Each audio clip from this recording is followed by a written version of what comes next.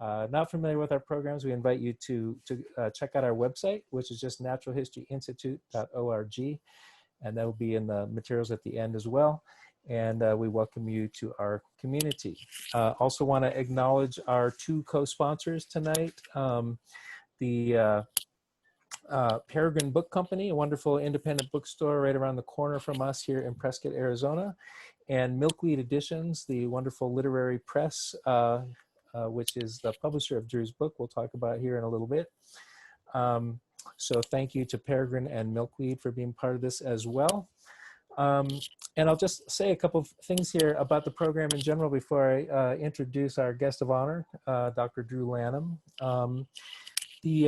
I think it's fair to say that this program tonight was born of friendship, and that the friendship was born of Drew's and my shared delight in the practice of natural history, and in our desire sparked by a shared time we actually met a few years back, bird watching together with others, including some people on the call here tonight, who in the low country of South Carolina, where longleaf pine intermingles with salt marshes, and had a wonderful time connected over shared love of birds and words in particular, and have been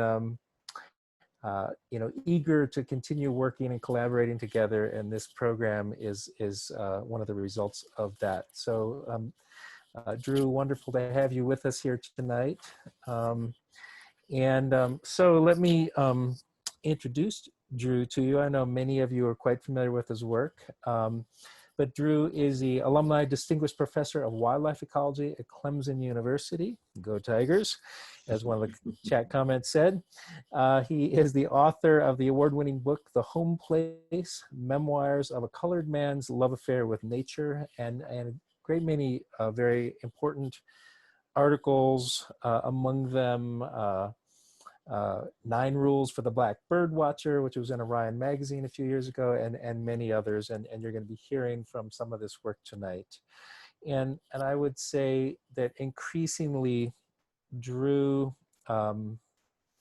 has become an increasingly important voice in the country, a voice of, I might say, eloquent exasperation at the realities of racism in this country, but also in a fairly unique way, I think has connected those topics of sort of culture and social politics with issues of nature and environment. And I think Drew has played a really, really important role in being in that voice. So, and as I said, he's also my friend, which I'm delighted to report. So welcome, Drew, and thank you so much for making time. I know that there's a lot of people been wanting to talk with you, so we're so happy to have you here tonight for this conversation. Great to be here, Tom. And thank you, Zora, for the tech support. But yeah, Tom, I can't remember how many years ago anything was anymore, but right. We were, as I remember, we were in Yemassee, and we spent time in Longleaf. Didn't we have lunch on the marsh? Yes, we did. Yes. We did. Yeah. Right. And visited an old cemetery, all sorts of stuff. Yep. So Drew and I's friendship is built around similarities and differences. So among the similarities that are obvious is we're both naturalists, both with a special affinity for birds. We're both conservation biologists, both teachers, but there's also obvious differences among them, race and geography. And we'll be exploring all of those, both similarities and differences, and our perspectives on things tonight. Some of the themes we'll be connecting with that are embedded in the title of this. We said conversation on the edge, wildness, reconciliation, and love of the world. So edge, in the sense of our background as ecologists, so the idea of ecotone and mixing and blending where worlds come together, and ecotones or edges contain richness and possibility, but also sometimes danger and hazard. And so we'll be exploring that, and wildness, reconciliation, love of the world. And through all this, we'll be exploring the idea of how does the practice of natural history connect with all this? What's the role of natural history in this work? And I might mention that here at the Natural History Institute, we have a very expansive idea of what natural history is. Our definition is a practice of intentional, focused attentiveness and receptivity to the more than human world, guided by honesty and accuracy. So just a couple logistical things. One is we have had the chat function on. Many of you have been saying hello, which is wonderful. We're about to turn that off just so it's not a distraction especially while Drew's reading. But we will be now, from any time now on, you can use the Q&A function, which is in the lower right on the Zoom screen. I know some of you are probably spending more time than you ever imagined on Zoom, and some it might be a new thing. But you can add questions for Drew or myself there in writing, and then later on in the program, we'll try to sift through and answer as many of those as we can. But from any time from now on, feel free to add a question there. Before we go on, I want to acknowledge a really important person, which is Zora Elungoreed. Are you there, Zora? There's Zora, who has been our incredible, wonderful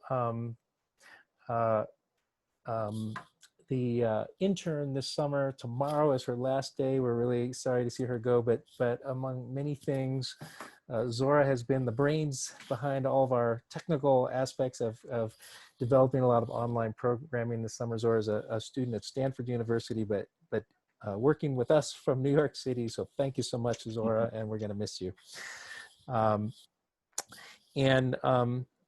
So as we kind of move into this, one thing that Drew and I were talking about just a couple of days ago is that an issue which permeates virtually all of our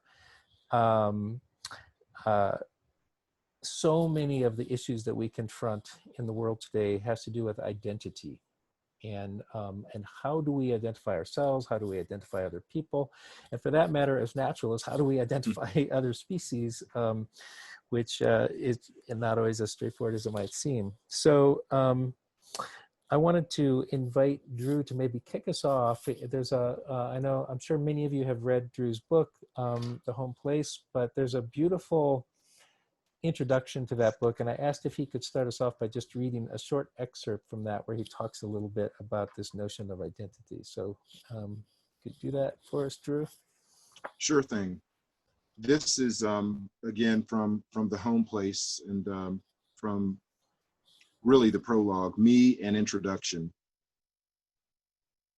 Frederick Douglass said, "I prefer to be true to myself, even at the hazard of incurring the ridicule of others, rather than to be false and incur my own abhorrence." From Frederick Douglass, Narrative of the Life of Frederick Douglass. I am a man in love with nature. I am an eco-addict, consuming everything that the outdoors offers in its all-you-can-sense seasonal buffet. I am a wildling, born of forests and fields and more comfortable on unpaved back roads and winding woodland paths than in any place where concrete, asphalt, and crowds prevail. In my obsession, I celebrate myself and sing myself, living Walt Whitman's exaltations, rolling and reveling in all that nature lays before me. I am an ornithologist, a wildlife ecologist and college professor. I am father, husband, son, and brother. I hope to some I am a friend. I bird, I hunt, I gather. I am a seeker and a noticer. I am a lover. My being finds its foundation in open places. I'm a man of color, African American by politically correct hyphenated convention, mostly Black, by virtue of ancestors who trod ground in Central and West Africa before being brought to these foreign shores. In me, there's additionally an inkling of Irish, a bit of Brit, a smidgen of Scandinavian, and some American Indian, Asian, and Neanderthal tossed in too. But that's only a part of the whole. There is also the red of miry clay plowed up and planted to pass a bitter legacy forward. There is the brown of spring floods rushing over a Savannah River shoal. There is the gold of ripening tobacco, drying in the heat of summer's last breath. There are endless rows of cotton's cloudy white. My plumage is a kaleidoscopic rainbow of an eternal hope in the deepest blue of despair and darkness. All of these hues are me, and so I am, in the deepest sense, colored. I am as much a scientist as I am a Black man. My skin defines me no more than my heart does, but somehow my color often casts my love affair with nature in shadow. Being who and what I am doesn't fit the common calculus. I am the rare bird, the oddity, appreciated by some for my different perspectives and discounted by others as an unnecessary nuisance, an unusually colored fish out of water. But in all my time wandering, I've yet to have a wild creature question my identity. Not a single cardinal or ovenbird has ever paused in dawn song declaration to ask the reason for my being. White-tailed deer seem just as put off by my hunter friends' whiteness as they are by my Blackness. Responses in forests and fields are not born of any preconceived notion of what should be. They lie only in the fact that I am. Each of us is so much more than the pigment that orders us into convenient compartments of occupation, avocation, or behavior. It's easy to default to expectation, but nature shows me a better, wilder way. I resist the easy paths and claim the implausible, the indecipherable, and the unconventional. So there I am. I Mostly. love that piece. Thank you so much for sharing it with us. And I think You're I welcome. love the way that I think in a fairly profound way, sort of reclaims and it dramatically expands that notion of colored and what that might mean. So thank you. Each time I've read or heard that piece, I've been quite moved by it. So as we move along, I also asked Drew if he would read one more piece before we move into the more conversational aspect of this. And it's a piece some of you may have read. It just came out about a month ago in Sierra Magazine, the magazine of the Sierra Club. And it is called With Liberty, Justice, and Wildness for All. And I think it just pretty explicitly and directly ties together a lot of these issues that we wanted to explore tonight. So if you could read that for us, Drew, and then we'll just start talking. Sure. With liberty, justice, and wildness for all, a plea to my country. My grandmother Mamatha used to preach to me about forgiveness. She said that turning the other cheek when someone wronged me, no matter what that wrong might be, was a big part of that forgiving. She also said that Jesus wanted me to forgive whoever wronged me, no matter how bad the wrong was, 70 times 7. That was the number of forgivenesses I was supposed to give. She never did the math, but it didn't take me long with my 3rd grade multiplication skills to understand that by biblical standards, I'm supposed to hand forgiveness out like Halloween candy. Yes, 490 bits of forgiveness. She had read this in the Bible somewhere, and even as I sat respectfully in her tutelage as a malleable-brained prepubescent child, It made me wonder, why should I stand for abuse or keep forgiving someone set on hurting me?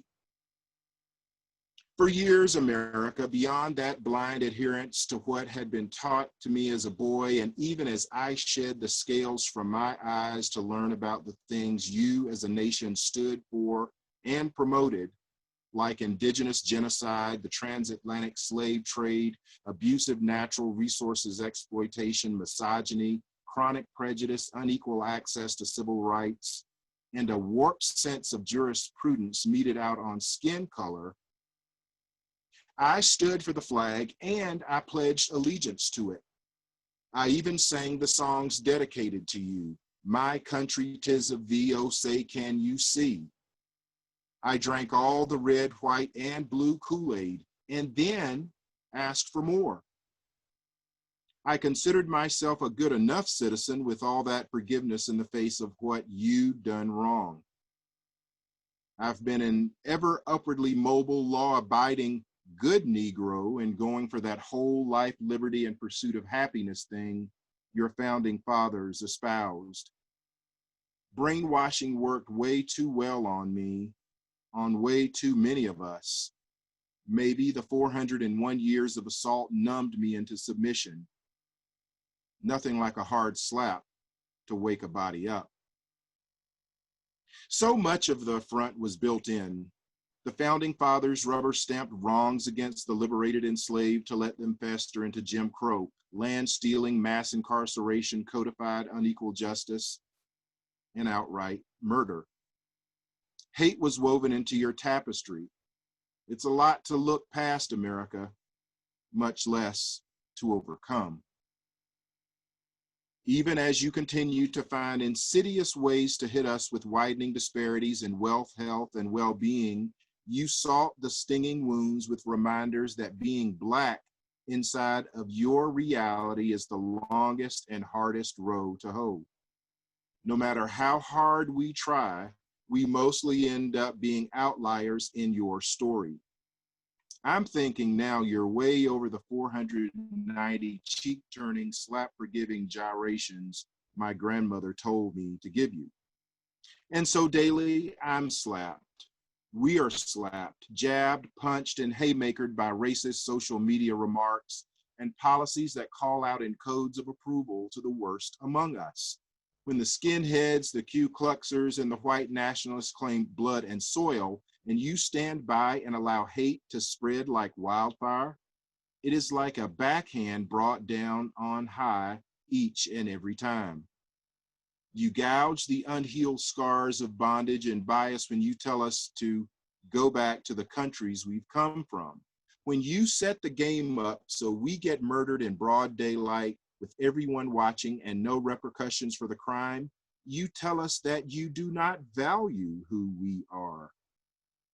Why do you let statues and monuments of treasonous traitors, of racist monsters, and murderers stand? What happened to the promise of liberty and justice for all that you made? In the midst of viral and racist plagues, the constant stream of lies, insults, and disrespect you're watching flow by has opened a Pandora's box of impugned hate and loosed a kind of rabid rampage against inclusion, an actual war against difference. I'm having a problem forgiving you for this. I don't think this is a slight I can just sing an anthem for or pledge an allegiance of a flag to and wait another election cycle for, or nearly a half millennium in hopes you'll correct this thing. America, I'm tired, I'm scared, I'm angry, I'm frustrated. I don't know who to trust anymore, and the time is past for me to look past all of this hurtful shit. You should know, my country, 'tis of thee, that I'm no longer going to stand for this abuse. It's almost like I was trading comfort for silence, bartering the silence of my own mind and what I know to be right for peace of mind and your acceptance. I was silent to protect the little pieces of prosperity I managed to squirrel away while actually playing your game. There's a coward's trade in complacency with comfort coming at the cost of consciousness. It's fool's gold. So, my dear bittersweet nation, I've finally grown up beyond the boy at my elder's knee. I guess I should thank you for that, America. All that history of hate and oppression came to weigh heavier than I can bear any longer. Even as I've taken crumbs from the pie you said was for all of us, but was half baked for some of us, even with all the things baked into that pie made to hold me back, even as you tell me daily I'm not worthy to be among you, I strive.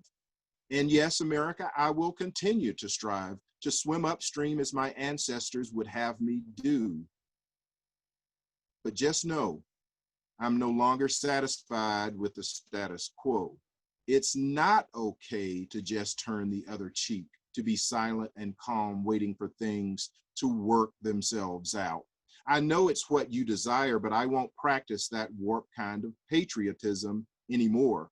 The present and devolving situation you let yourself get mired in demands I stop such foolishness. I'm ready for change, and I think anger is an okay way for me to feel right now. As you hopefully try to live up to the promises you've made, I have to escape from time to time. The daily assaults are exhausting, and so I try to find solace by seeking wildness. I can go to nearby places, forests and mountains, streams and salt marshes, to be alone and away from so much of this tension. In those places where I don't usually have to fear human beings or being tracked as prey by the police, I can be closer to the me you guarantee in that Constitution. That Constitution for me of the giving a value of only 60% of humanity. I go out in the wild to claim all of who I am. Wild birds and beasts and wild places help to heal the wounds afflicted by so many years. Out there, I can find my whole self, not discounted by law or preconceived notions. Out there, I don't find redlining. If I get stalked in the midst of some wilderness, it's my own fault for being an unwary piece of potential bipedal protein. There's no suspicion or fear generated by my brown skin. Even as I've lived life as a free man with rights and a few privileges my ancestors only dreamed of, literally slaved and died for, the toll taken by bias is still great, and being out and away is my truest salve. So I ask you, implore you, please, dear USA, try to keep as much of yourself green and unpaved, undrilled, undeveloped, and untrammeled as you can. Please see wildness as an inalienable right. Please stop seeing land and soil and trees as simple commodities to be bought and sold. Please stop driving animals to extinction and warming up the globe and denying you're doing so. Please understand that rights to clean air, clean water, and nutritious whole foods and access to green spaces are essential civil rights. You see where exploitation got you with my people. Don't continue to commit the inhumane sins of the past against nature. Yes, there's already been a shit ton of damage done to us and the wild world, but there's time to make things right. You can begin that now. James Baldwin said that to be a Negro in this country and to be relatively conscious is to be in a rage almost all the time. I think Mr. Baldwin wanted more for this country than its history and behavior showed. I want the same, and without all the pain. I want better for everyone. I want better for nature because we're all linked whether we admit it or not. I'm tired of wincing at shadows, dodging doubt, and wondering where the next blows will fall. I'm tired of being angry and on edge. I'm tired of turning cheeks knowing the next slap will surely come. I will not forgive hate. I won't forgive racists of any stripe, living or dead, whether president or pauper populist, who would just as soon see me in chains, in prison, or dead in the ground. I won't stand for nature's desecration at the hands of some revisionist great again scheme either.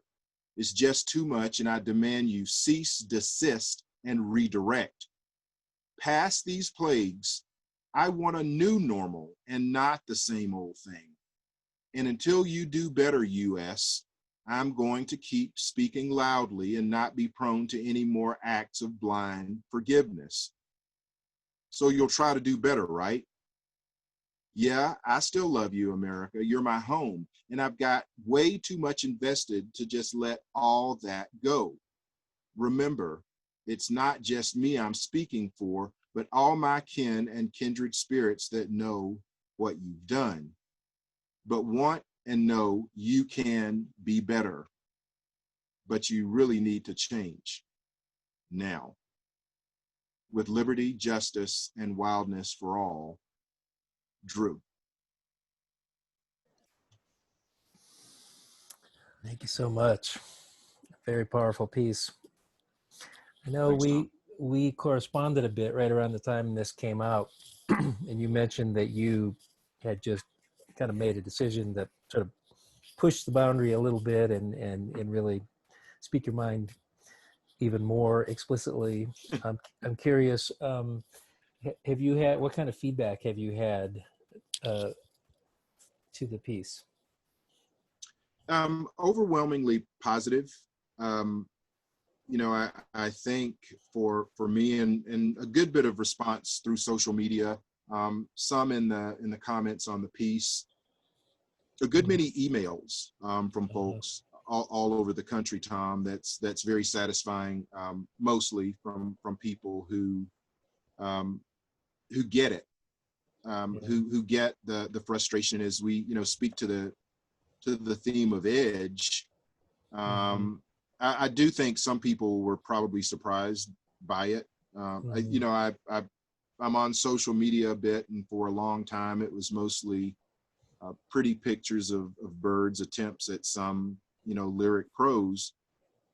But this was a piece that Sierra picked up and published, and it's that response for me.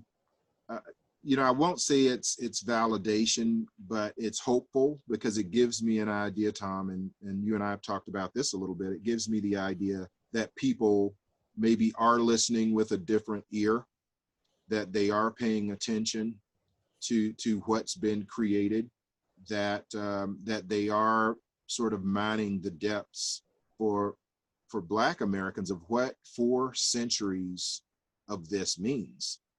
Right.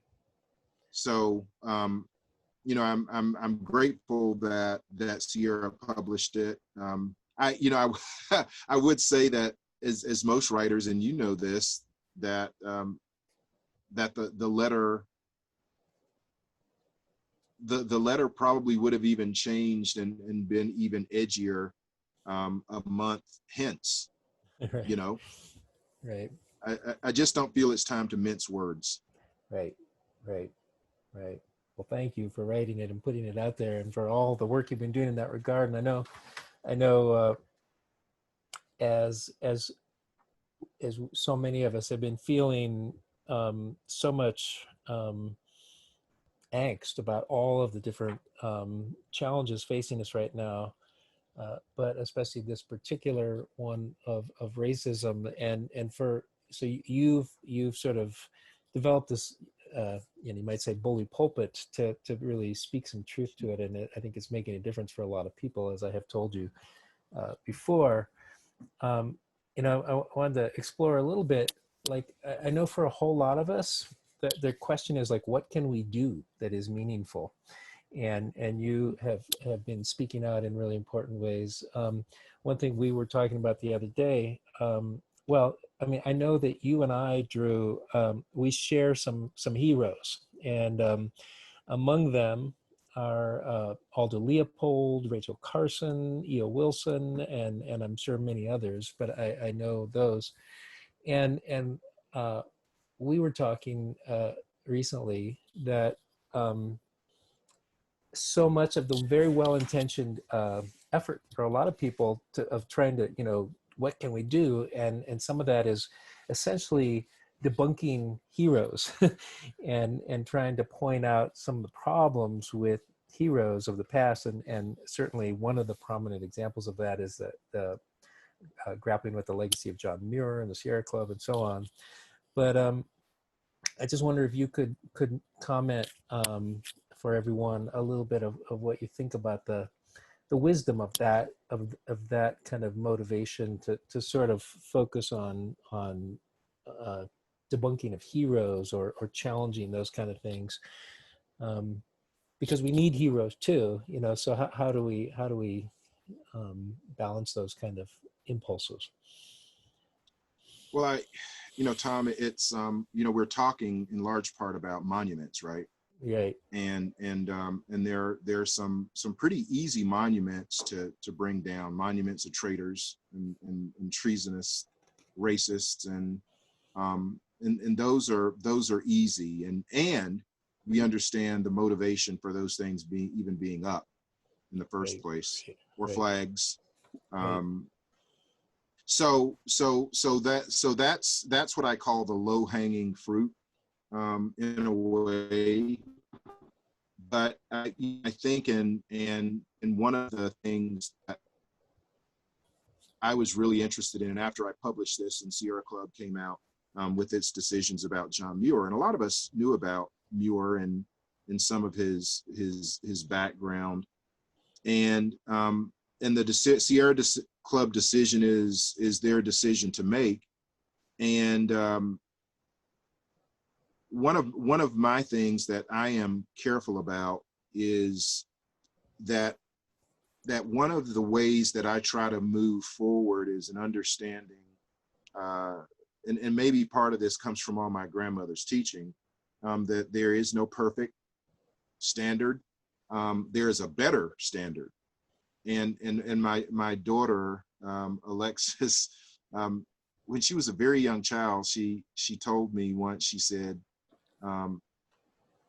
there's always better, Daddy, there's always better. So, when I look at monuments and the ones that should come down, the ones that need to be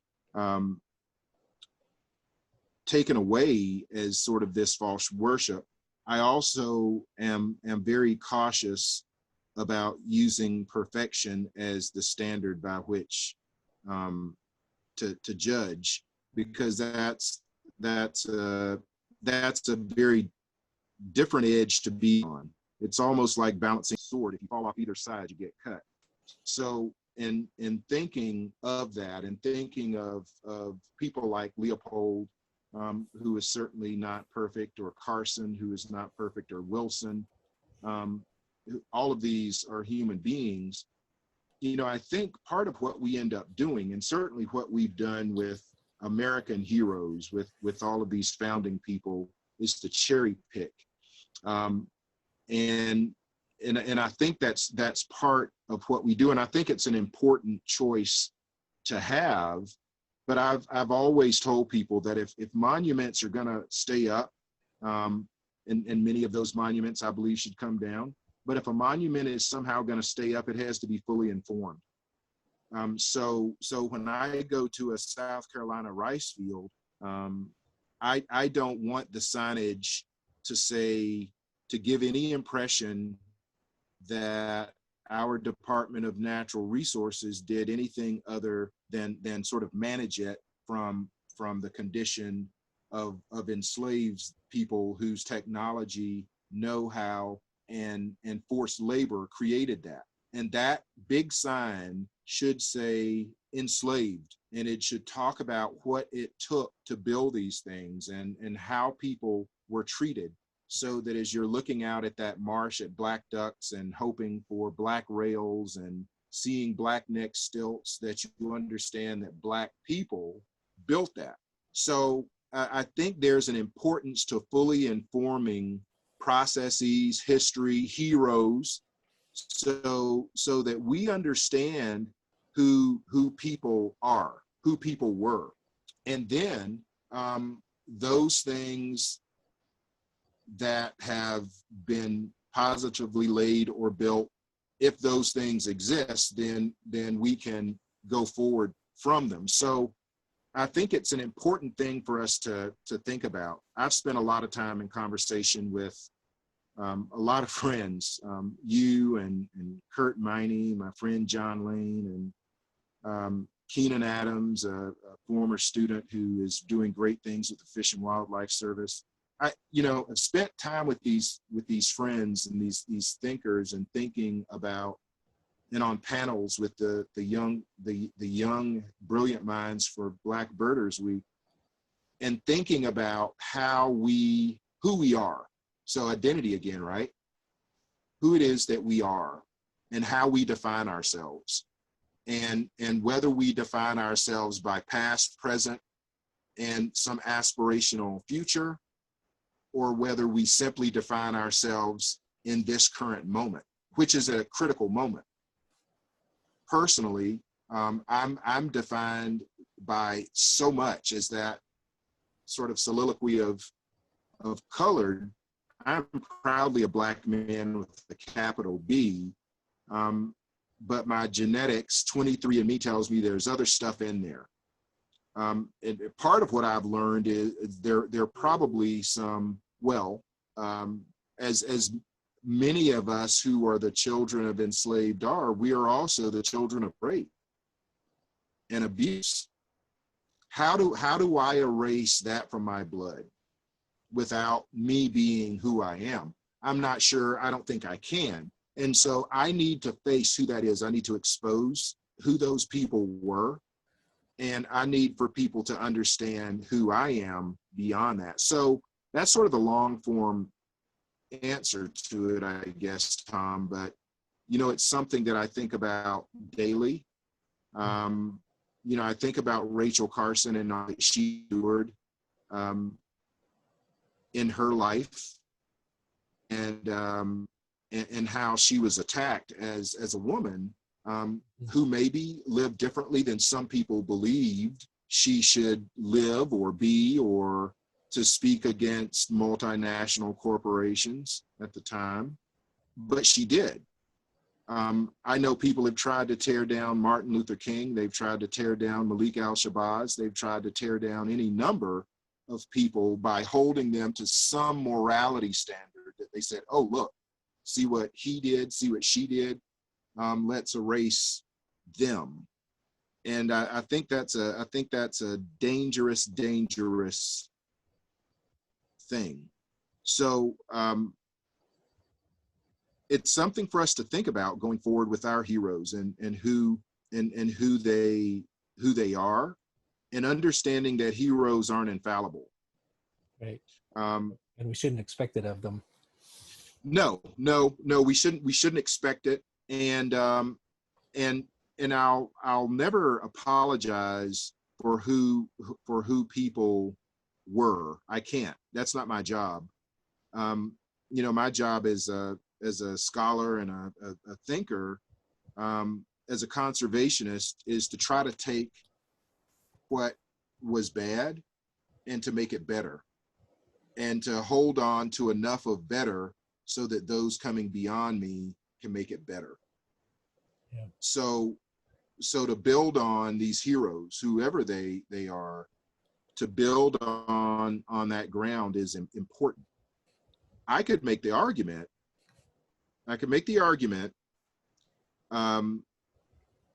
that part of what needs to happen to, I don't see a rice impoundment as any less a monument than anything that's been carved in stone. Does the restoration ecologist say, okay, what, and this is, I think some people are maybe thinking this way. What we need to do with these rice fields is we need to let them go back to cypress swamp. that is in some ways what I would call an ecological reconciliation, right?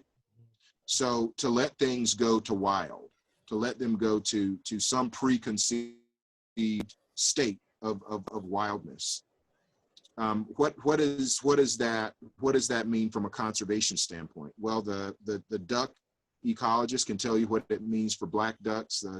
The rail ecologist can tell you what it means for black rails. The shorebird ecologist can tell you what it means for black-necked stilts. The songbird ecologist can tell you what it means for red-winged blackbirds. I can tell you that what it means for Black history is that it will become too easy for people to forget what was. And I don't need people to forget 301 years roughly to say that all of a sudden it's over and now here you are, Black people, everything is okay. You got a cypress swamp instead of rice fields, so there you go. Are you good now? No. I think about it a lot, Tom, and these conversations are important. Yeah. Tying in with that,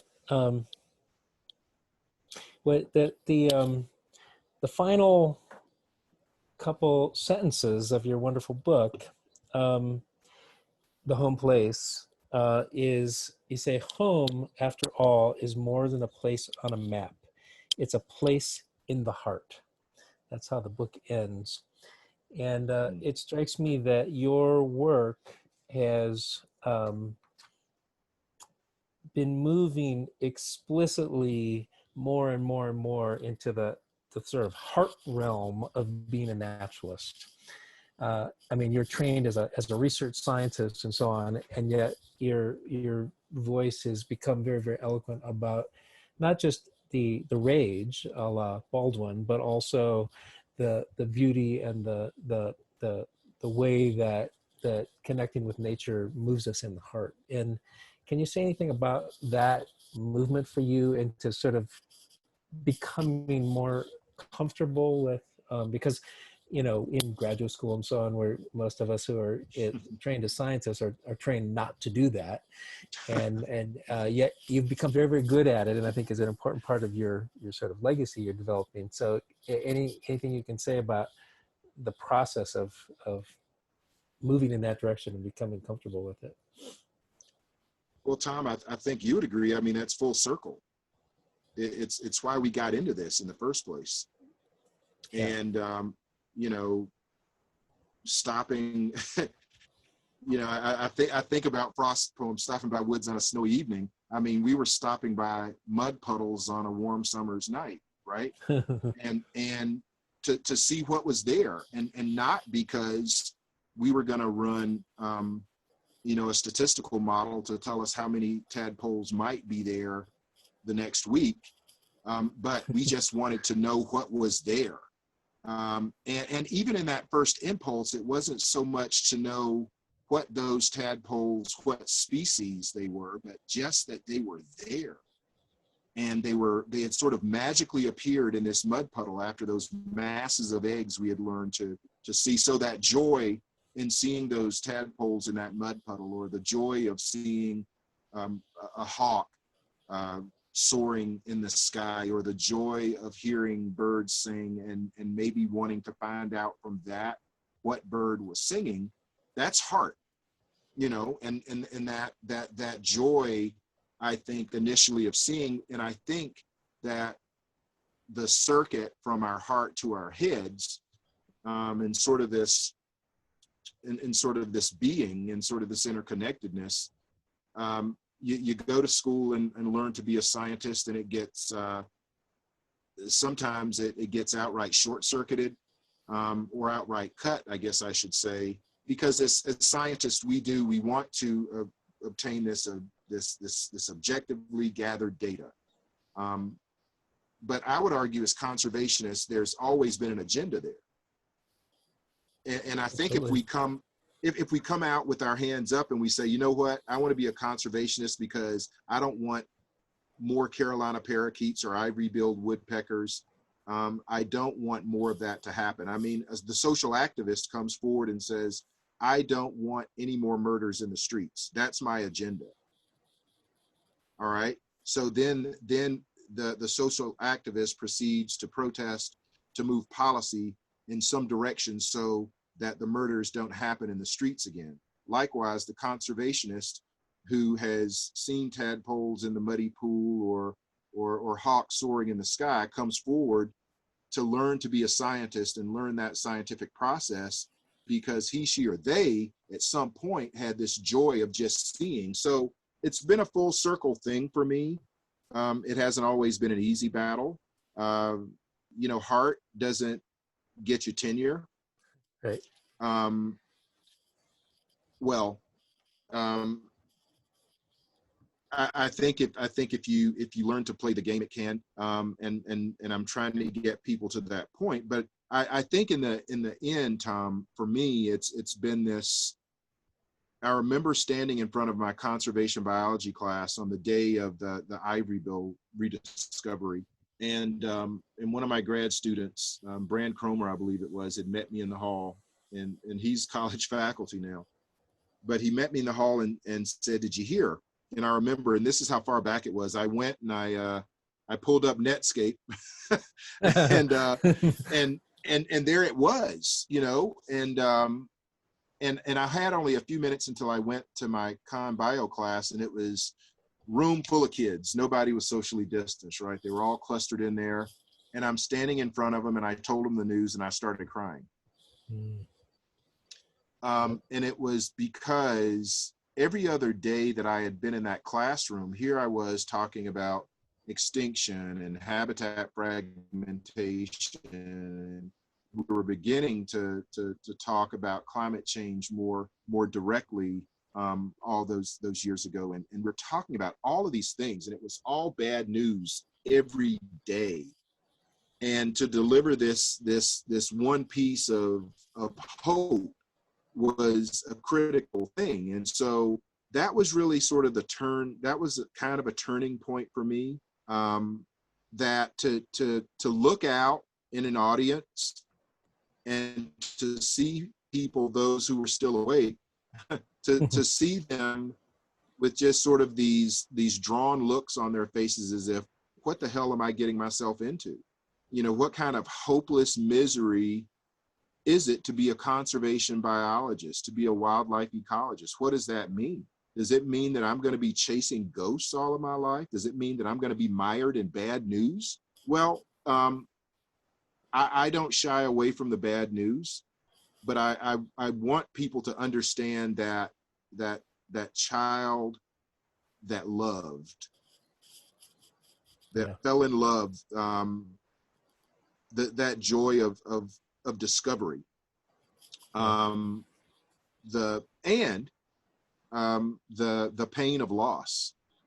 You know, when you walk past that puddle, and it had not rained in a week or two, and there was dry, cracked earth and the remains of tadpoles there. I mean, I mourned that. Yeah, I mourned that. So I think that's part of, to be a conservationist is ultimately, to me, to be in the midst of sort of this constant cycle of give and take, birth and death, and I just want people to understand that from a very, very basic level. You don't have to know R to calculate it. It helps with the science, but, you know, as I say, the p-values come in passion. And I think as we met at that place, if you remember walking through those pines, and I didn't know you, you didn't know me, but we knew birds. right. And right. we were like kids. Right. I didn't ask you about the significance of the Bachman sparrow that we heard, whether or not, you know, what the likelihood estimator was for us seeing another one. We right. were just You know, there. Yeah, I suspect, think back to the class that you were describing when about the ivory bill when you broke into tears. I suspect that for some of those students who were in the room that day, that is probably one of the things that's most in their memories from that education.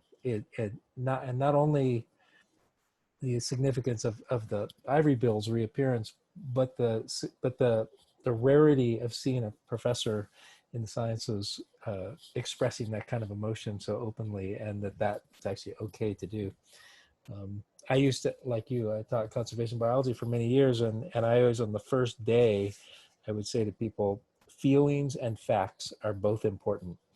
A very Mm-hmm. simple and a statement that shouldn't be radical, but it can be, and it is so much that people need to be sort of re-granted the Yeah. the license to honor their feelings, and that's an important part of being alive in the world, including being a scientist in the world.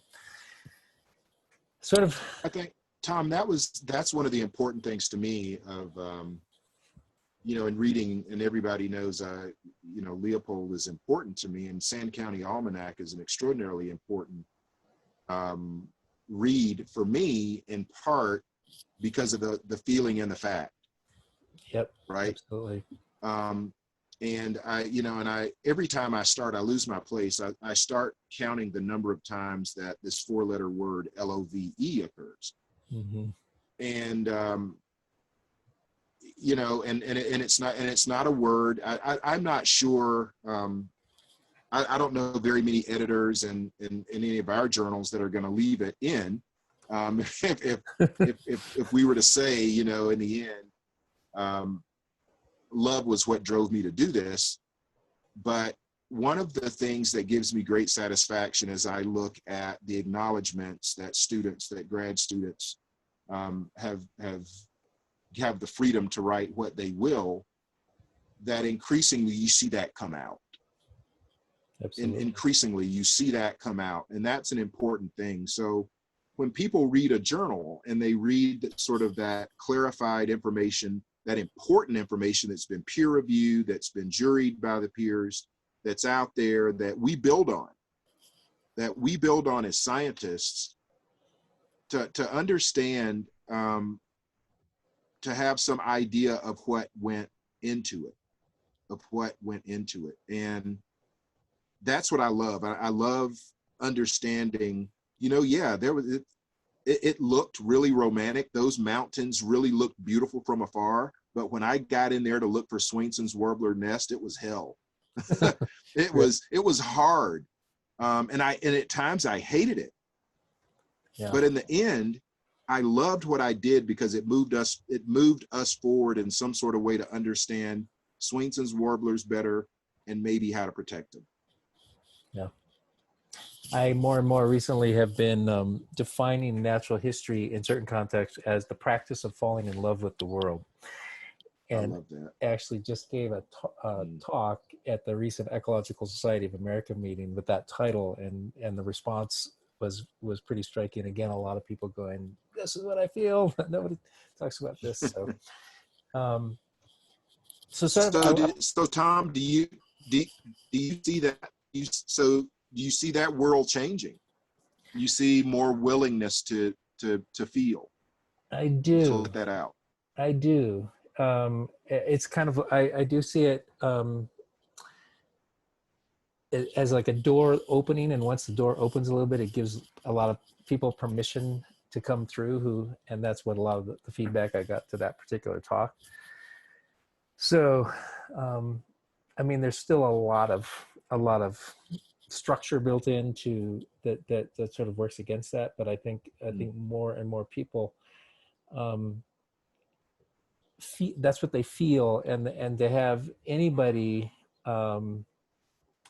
voice that pretty explicitly kind of gives permission then, and I do think I've definitely seen that in ESA, the Ecological Society of America, being more and more open to that kind of thing, and that's been heartening.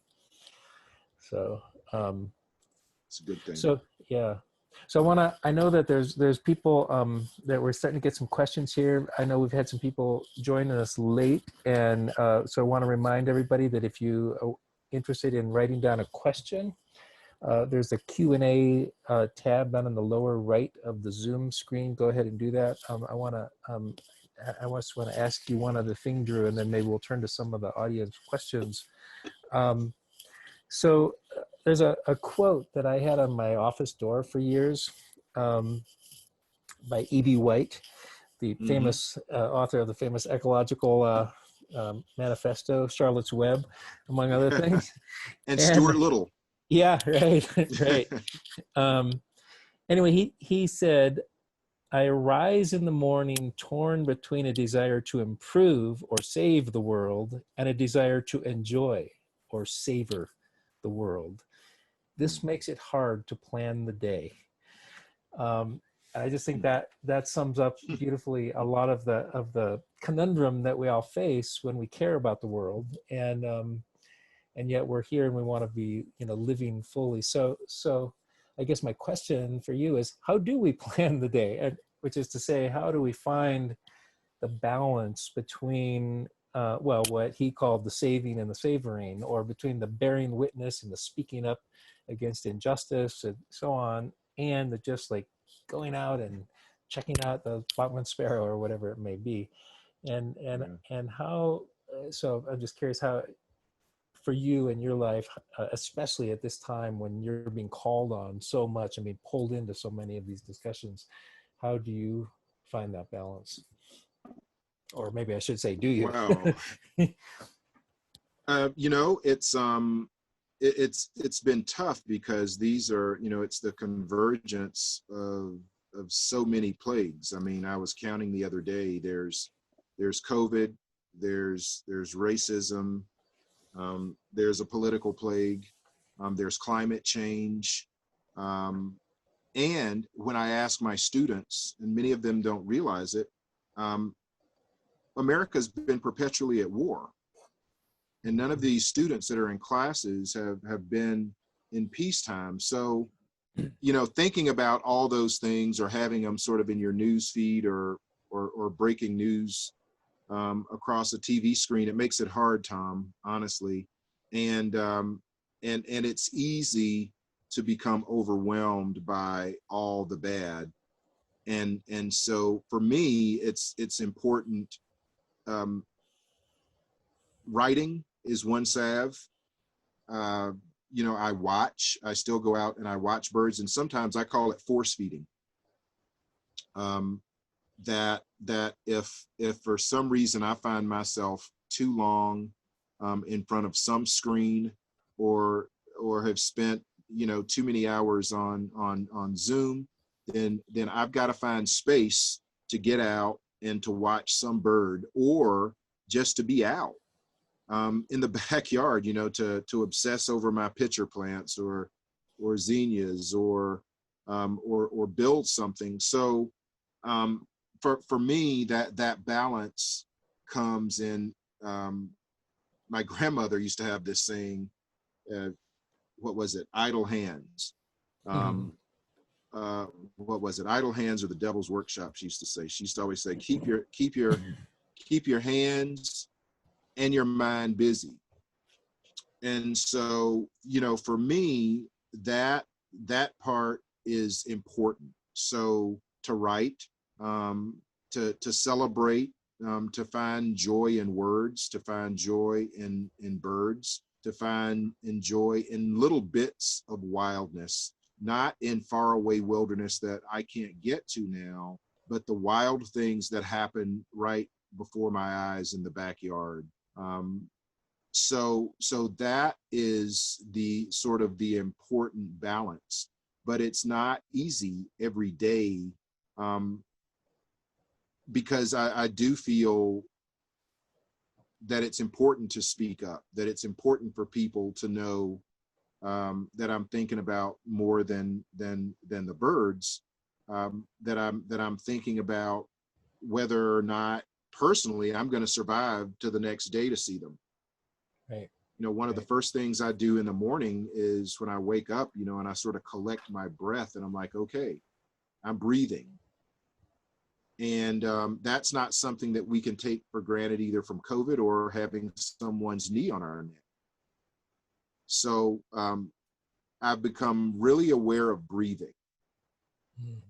I've become super aware of the intensity of watching. So, the backyard is full of cardinals, but watching the difference in the cardinals and seeing the juveniles come into molt, come through molt now, and behavior change. So that's part of the balance. But then I want people to understand that it's hard to balance. And that's why I think it's important for our students to know who we are. I sort of used to hide my identity from students as if they didn't recognize who I was as a Black man. I wanted them to understand ultimately what I encounter as a Black wildlife ecologist, as a Black ornithologist, that they need to understand that life is different for me. It may be different for them in some sort of way. I wanted them to understand that to balance out this professor who they sort of assume is inhuman, to know that I am human. So that's part of the balance for me on a daily basis. Tom, what are you? How are you doing it? Well, I think, a couple of things that you said resonate very much. One of the things is, I think, well, when I taught conservation biology, I used to tell students that natural history was their ally, because the capacity to be able to, almost anywhere you are, to be able to find delight in the world around us, if we pay attention, is a renewable resource that rejuvenates us, and that to never forget that was an ally and a capacity that they had, and they shouldn't forget that was important. I think in this day and age, especially with social media and with internet news and so on, where something happens, the president says this or that, and suddenly you get 5 alerts from 5 different newspapers on your phone instantly, and you have to actually work to not be looking at that all the time. And so from time to time, unplugging is important, although I don't do that nearly enough. And like you say, doing something, it feels better to feel like you're contributing in some way.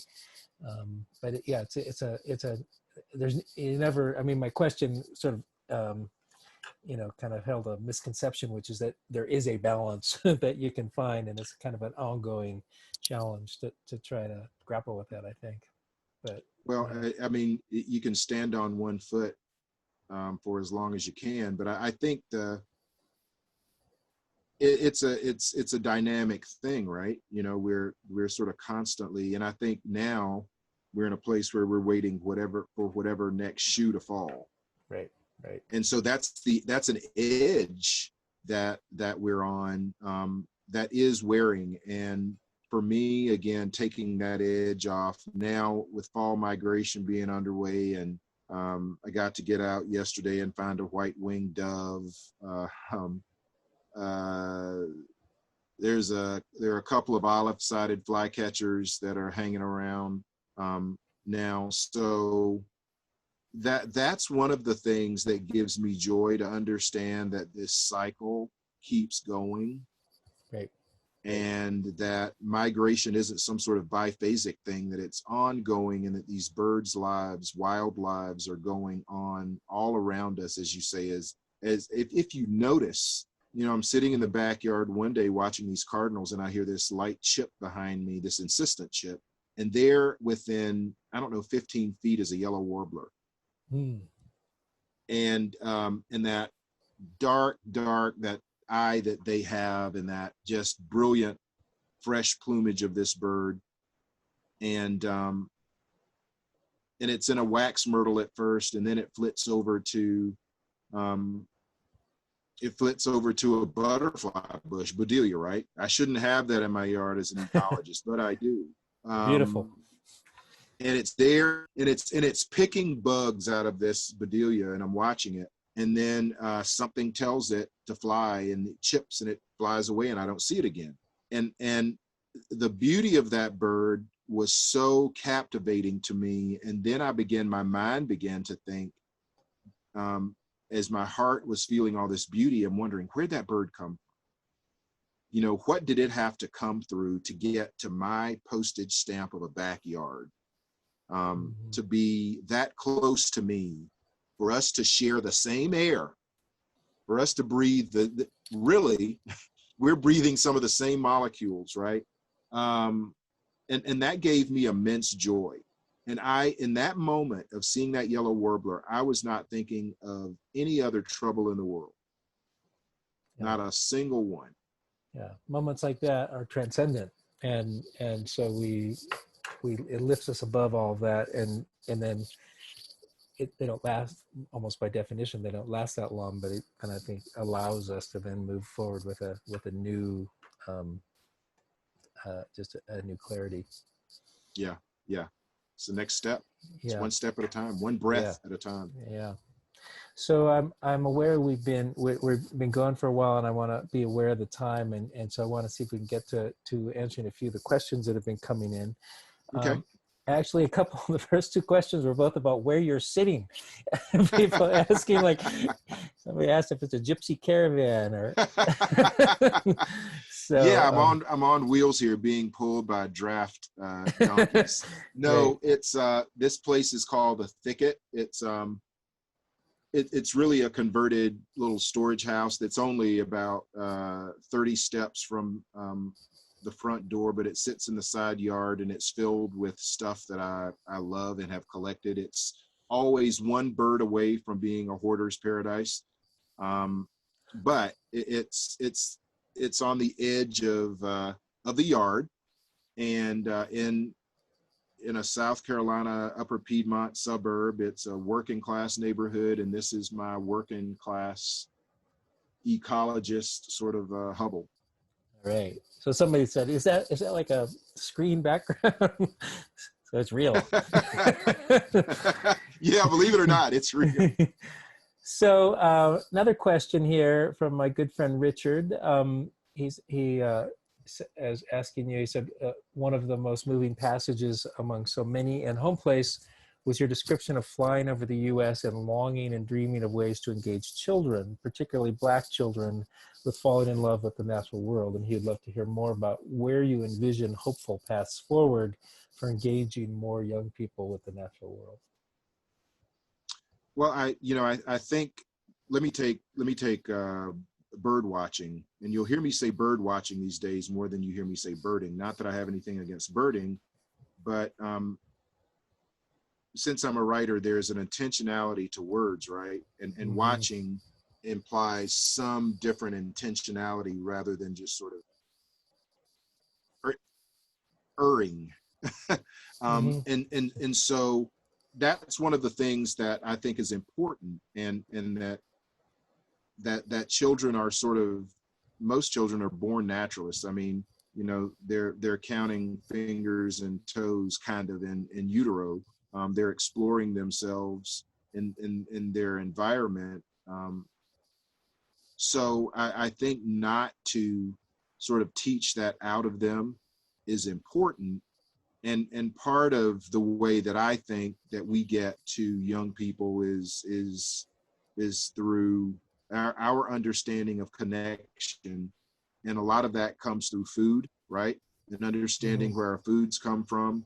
I remember sitting in a class of very bright kids, mostly, well, this was a class of all Black children who, young people who were pre-college and were looking maybe to come to Clemson, and just extraordinarily bright. And someone was eating in class, and I didn't have a problem with them eating in class, but the rules said they weren't supposed to. So I asked the question, I said, okay, if you tell me what's in that candy bar without reading the ingredients, I'll let you finish it. And of course, they were smart and they were telling me, oh, it's nougat, whatever nougat is, so sugar. But I said, okay, so I want you to tell me where the sugar came from. Can you tell me where that sugar came from? And no one could tell me, could talk to me about sugar cane. They couldn't talk to me about sort of the basis for sugar. So we went to the next question about peanuts, and they all got this really satisfied look, and they said, oh God, this guy is so dumb. These peanuts obviously came from a peanut tree. They had no idea that peanuts came out of the ground.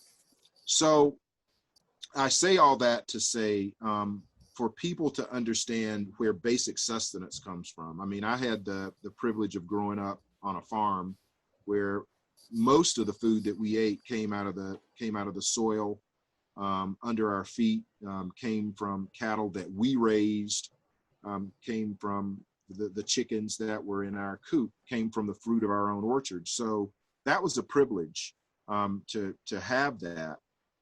But to have children understand, so I go back to the bird watching, to be intentional about what you eat, to be intentional about what you watch. I think what we can do as ecologists, as ornithologists, as birders, as bird watchers, is to expand the definition of what we do.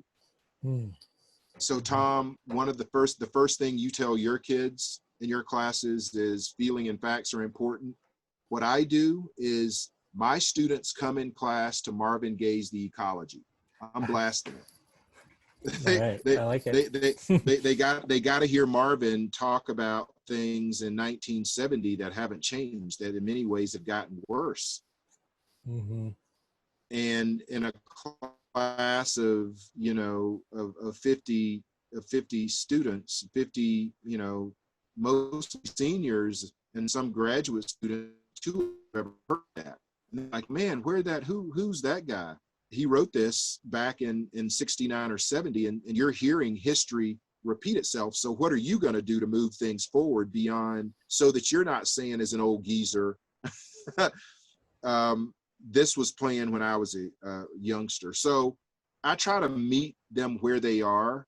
I try not to have people love things exactly like I love them. It's not important that you know the songs of umpteen zillion birds by heart, but it's important that you feel something in your heart. So, and you see that in these kids. One of my favorite pictures that a woman named Amaris took in Chicago. I was up at the Hedge, one of the famous birding places, and it was sort of early spring, so still cold in Chicago, but there were a few warblers around and thrushes that were coming through. But there's this picture, and I'm kneeling and I'm surrounded by young people, and they are they're gazing in that hedge. And that means the world to me, that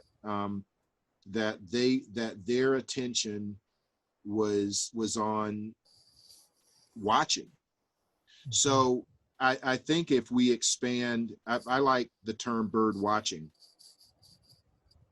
because it implies, and it brings more people in. A lot of people hear birding and they think, oh my God, I better have a list of a couple of hundred. I need $3,000 binoculars, and I need a thicket full of field guides. And you don't. If you've noticed a pigeon strong flight through a canyon of concrete and glass and steel, then you're watching the universal symbol of love and peace, one of the strongest flyers in the bird world. You're watching it do its thing. But we've narrowed pigeons down to trash birds. So, notice to get those young people to notice where they are, and not to, they can be aspirational to one day go to all these wild places. But to understand that the air, the soil, the water, where you are is critical. and that you are downstream from somebody, but you're also upstream from somebody else. So getting them to understand that connection, just like I was flying across the country and looking down, that maybe they're looking up and thinking what I was thinking. And maybe they're thinking, I'm going to find a better way to see the world that's not leaving as much of a carbon footprint as that guy is, that I'm going to do better. So that's what I hope that as young people, that is some young black or brown or white or whomever kid is looking up, that they're looking to untether and be better, that they're looking to make the world better than they have it. Excuse me, I'm totally with you on the birding versus bird watching terminology, because it puts the focus on the observation, as you're saying. And we were talking the other day about that kind of focus for both of our work. A lot has been about sort of broadening and deepening the impulse towards observation, and whereas so it sort of separates the means and the ends. Like the point is to watch. And one of the comments here, I'm gonna sort of paraphrase a little bit from Linda, is she made a statement that one of the ways to combat or to deal with not being burdened too much is to find and the balancing between saving and savoring is to try to stay as much as possible in the present moment. And a moment like that you described in terms of watching that dove or watching that warbler in your backyard or whatever, those things help us be in the present moment. And it also reminds us that the work of natural history, the work of ecology, and just the work of caring about the world is ultimately a spiritual practice. Absolutely. Yeah. Absolutely. Yeah. That is the thing I think that has been most surprising in some ways, but maybe not surprising, in that I'm an a-religious person. I don't carry labels. It scared me. My grandmother used to tell me that I was going to be a preacher, and it made me run really hard and fast away from organized religion. But I do call myself a spiritual person. I consider myself a spiritual person. And it's, I worship evolution and I have faith in gravity. Those things are immutable in what they do.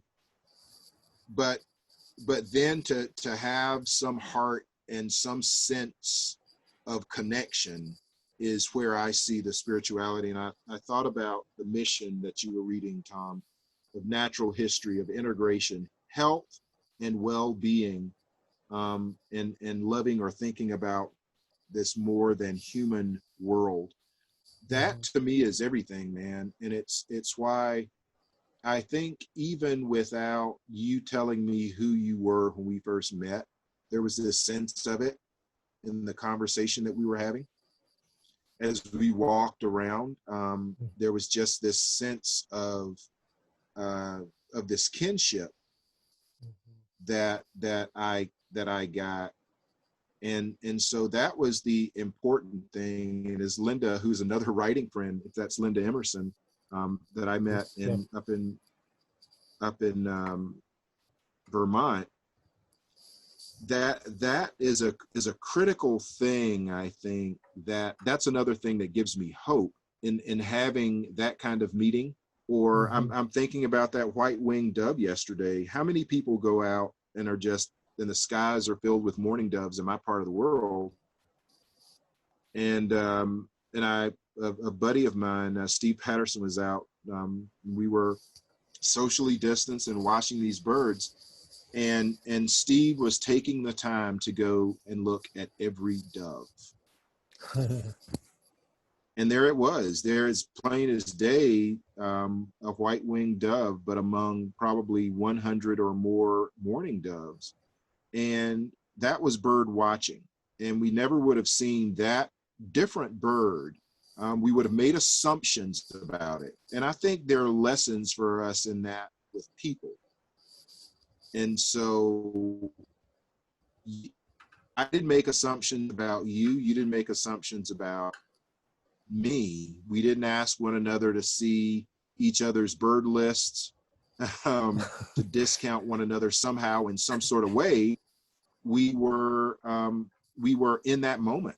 We were in that moment, absorbing that place, and it was an important time. I'm glad we did.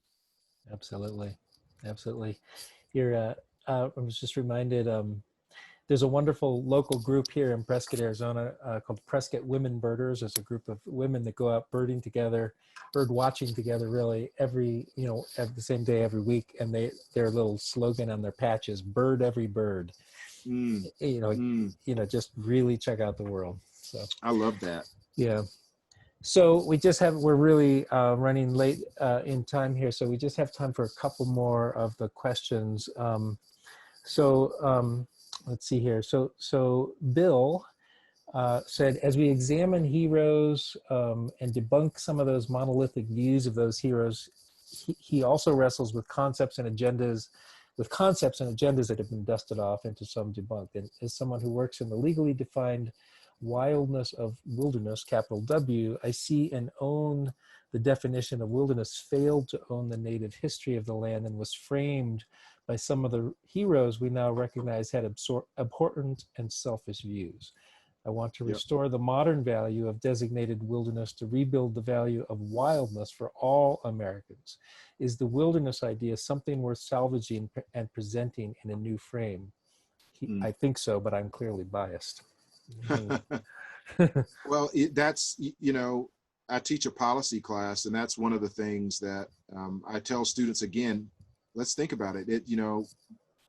Makes a difference.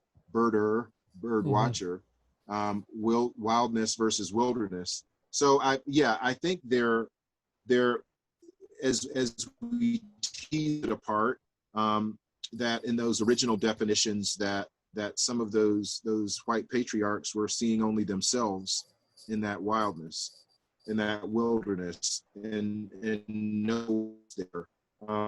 Or that those who were there, those First Nations and indigenous people who were there were as the beasts of the field in some sort of way, that they had been discounted to that. So, those are important concepts, and I lay those out there oftentimes as these questions for students. For me, wildness is I define it as those things beyond our control. So there's wildness in the crack of a sidewalk and something growing there that someone deems undesirable or that's not supposed to be there. So in that sense, then, if we think about what wildness or wilderness by that definition would truly be, then no one would ever witness it, right? It would be that place where we never were now. And so those assumptions and some of these questions, as we think about restoration ecology, which I wrestle with as I deal with this pasture that initially I remember thinking about it as prairie restoration. And then I had a question from a really good friend, a brilliant guy out in Oklahoma, who's doing some prairie work out there, Nick McMillan. And Nick was asking me about restoration. I said, well, it's really, this is conversion from one ag type to a different ag type with some native warm season grasses and forbs that we are trying to incorporate to make things hopefully better for grassland birds, but also for cattle. So I would say that fescue field is wild in some ways. It's certainly out of control by sort of ag standards, but I'm not attempting to create some wilderness. So these definitions that have been laid down need to be investigated and talked about, and let's think too about the Wilderness Act and when it came about and sort of its long trajectory, and that finally in the mid 60s, when all of this stuff was going on, it was signed. And let's think about the other things that were happening around it: the civil rights movement and the environmental movement. And I have this theory, and something I'm working on and writing about, that there was a convergence that was coming. And Martin Luther King had begun to talk about some of this. Many people don't realize that King was going to the Penn Center and was spending time on the marsh down there at the Penn Center to organize protests. That I don't know whether Dr. King knew the difference between a King rail and a Clapper rail. Doesn't matter.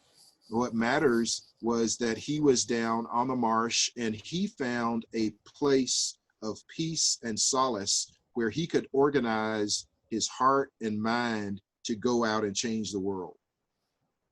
So was that place wild to him? I would guess. Was it important to him? Yeah. So that context of wild versus wilderness is important. And I for me, and I wrote a long trope about this and what wilderness and wildness are, the consideration of who the people were before us on the landscapes and how they use the land as well, but to consider what we want. So, you know, I've had people tell me, well, what we want is 1491. Rolls eyes. So what does that mean? So who are you asking that question? You know, are you asking First Nations? Or are you asking the people who came before the First Nations? Who are you asking that question? Are you asking early archaic peoples? So the constructs of what we want and what we expect from nature are all out there for us to consider. But now we need to be considering those with multiple and different people at the table, not just 2 or 3 privileged who could say, yeah, I want this to be wilderness and I'm going to lock it and throw away the key so you can't get in. So, and that's going to grind some people, because they're going to say, so what do you want? You want a line at the Arctic National Wildlife Refuge for people to get into it? Is that what you want? Well, we need to talk about that, right? We need to talk about what it means. Again, as I say, I love untrammeled, wild places, but it's not all up to me. Right. Thank you. I think, unfortunately, I apologize to a few people who have put questions in. I think we're going to have to close out here. We've been going for an hour and a half, and I think it's we kind of need to wrap it up in the interest of a lot of people's time. But so apologize for that. But Drew will see the questions, because we're going to save these. And just wanted to end by with a couple things. You in your book, Drew, you mentioned that fall is the time when nature speaks most clearly to you. And as we're about at the onset of fall, I thought maybe we could end with just, what's one specific thing you're really excited or looking forward to about fall being around the corner?